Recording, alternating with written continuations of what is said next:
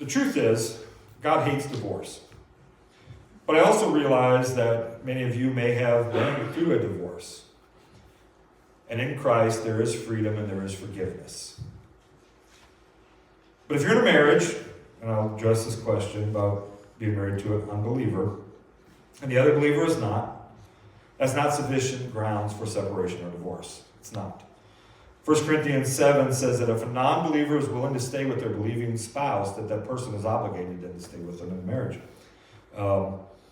And I find it interesting that all the scriptures that talk about believers and non-believers in a marriage is that it's always the woman who's the believer and not the man. If a woman comes to Christ, a wife in a family comes to Christ, that there's a 13% chance that the rest of the family will become believers.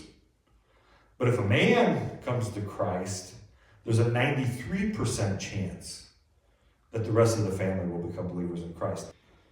1 Peter tells us, wives, in the same way, submit yourselves to your own husbands, so that if any of them do not believe the word, they may be won over without words, but by the behavior of their wives, when they see the purity and reverence of your life. So what Peter's saying there is that you walk the talk before them. You don't preach them down. You don't fight about it. You just quietly walk the talk before them.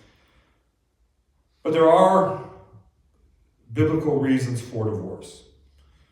And I believe I can back each one of these up scripturally. We won't take the time to get into all of them. But I always call them the 4 A's. The 4 A's. That would be adultery, number 1. Adultery is biblical grounds for divorce. Also addiction. Third one is abandonment. And then the fourth one would be abuse. And biblically, I can give grounds for each one of those. Just because we're not getting along, just because they don't believe the same way as me, is not biblical grounds for divorce. It's just not. We're to live our lives before our spouse in a way that points them to Christ.